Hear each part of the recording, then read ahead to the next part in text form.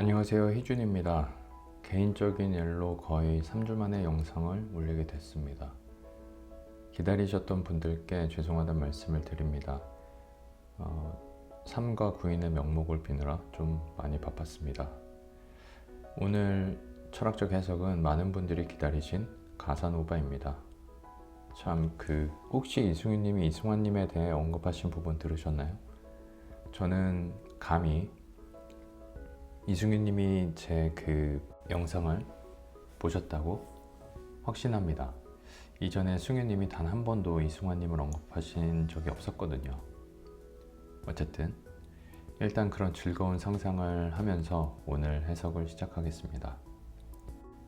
카사노바는 아시는 것처럼 희대의 바람둥이의 상징이죠. 그의 여성 편력은 사실 상대보다는 원초적인 자신의 감각을 만족시키기 위한 행동으로 해석되기도 합니다. 이처럼 가사노바에서 가수 이승윤 씨는 자신의 실존적 존재의 심연을 만족시키기 위한 행위로서 노래를 하고 가사를 쓴다고 짐작할 수 있습니다. 사실 노래와 음악 등의 예술 작품에서는 고려해야 할 것들이 많습니다. 플로우, 가사, 노래의 흐름, 어떤 서사적 기승전결을 따져야 하니까요. 그래서 프로이드는 예술에 대해 예술은 고객의 판타지를 충족시켜주기 위한 작업이라고 좀 부정적인 평가를 했는지도 모르겠습니다. 가사노바는 말합니다. 내가 배제된 철학이나 예술이 무슨 의미가 있는가? 어느 집단이든 사회든 규율 또는 규칙을 벗어나는 행위는 쉽게 용인되지 않습니다. 이런 성에서 탈출한다는 것은 이 노래 속에서는 새로운 가사, 즉 언어로서 새로운 실제를 만들어냄을 의미합니다. 그저 그런 척하는 것이 아니라 나만의 상징과 실제를 만들어내는 것이죠. 가사야말로, 예술 작품이야말로, 더 궁극적으로는 나라는 존재의 공간이야말로 기존의 공통적 규범이나 가치, 전통에 대해 분쇄 또는 해체를 할 수 있는 공간입니다.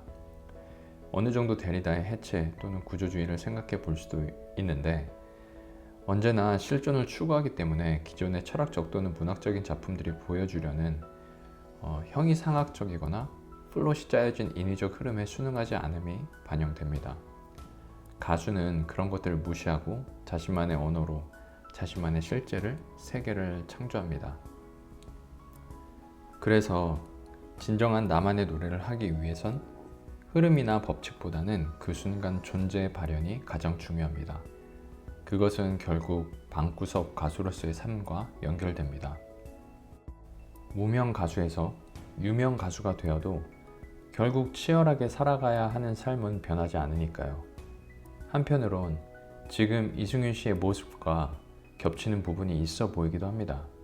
신인이 아닌데도 신인 취급을 받기도 하고 방송에 출연해서 자기 노래도 많은데 다른 사람의 노래만 불러야 하기도 하고 자신이 원치 않는 의사결정도 해야 하는 지금의 상태가 딱 3과 9인의 면목을 비는 순간을 경험하는 그런 순간 아닐까 그렇게 생각했습니다. 하지만 여기에 긴장관계가 있으면 생각해 볼 필요가 있습니다. 아무리 가사라고 해도 어떤 가치 판단을 미루고 있는 것은 아니니까요. 경계인에게 현실은 아직도 기존의 부조리한 구조이지만 진짜 현실은 자신이 가사로서 창조한 노래의 세계가 아닐까요? 이 두 세계 사이의 긴장과 부딪힘, 텐션은 항상 존재합니다. 예술은 위대한 예술일수록 과거의 기억을 보존함과 동시에 하나의 세계를, 새로운 세계를 창조합니다. 삶에 대한 물질적이고 과학 만능주의적인 태도에도 반대하죠. 예술 자체가 가진 초월적이면서 내재적 힘으로 사람들의 감정을 한데로 모으고 정화시킴으로써 또 다른 세상에 힘을 주는 것이죠. 때문에 위대한 예술 작품일수록 예술 그 자체로서 다른 것들과 분리되고 그로써 고귀한 하나의 덕, virtue의 예표, 거룩한 상징이 됩니다. 마지막으로 두 가지 단상이 존재할 수 있습니다. 첫째는 강자들과 약자들이 대립하는 현실, 불안과 긴장이 팽배한 현실. 이 현실을 바꿀 순 없지만 또 다른 실제인 나, 아니 세상이라는 현실이 보여주는 한계를 바꿀 수 있습니다. 철학자 비트겐슈타인은 그의 철학 논고에서 자유의지란 미래 행동들은 현재 알 수 없는 것이라는 사실에 있다고 말했습니다. 즉, 내 자유의지로 알 수 없는 미래를 붙잡으려고 어떤 의시되는 희망에 매여서 좌절하고 충성할 필요가 없이 현실을 받아들이고 받아들이지 않고에서 벗어나서 예술 그 자체, 인간 그 자체, 존재 그 자체를 추구하려는 의지를 가지고 세상을 초월하는 존재 자체의 세상을 창조해낼 수 있습니다. 두 번째 단상은 공정이니 정인이 하는 외침들, 세상을 바꿀 수 있다고 믿고 그래서 선택한 정치적 선택들. 그러나 생활은 여전히 피폐하고 나의 삶은 몸 하나 누일 곳, 기댈 곳 하나 없습니다. 들려오는 정보들이 넘쳐나는 시대에서 상대적 박탈감은 가히 절망적이라고 할 수 있죠. 그러한 절망감이 분노로 변합니다. 이 분노가 불러온 선택들, 결과들은 사회적, 정치적, 종교적으로 다양할 수 있습니다. 그러나 결국 피해를 보는 건 평범한 것조차 사치스러울 만큼 소외되어 가는 사람들일 겁니다. 그렇다고 경계인의 삶을 포기하거나 멈출 수는 없습니다.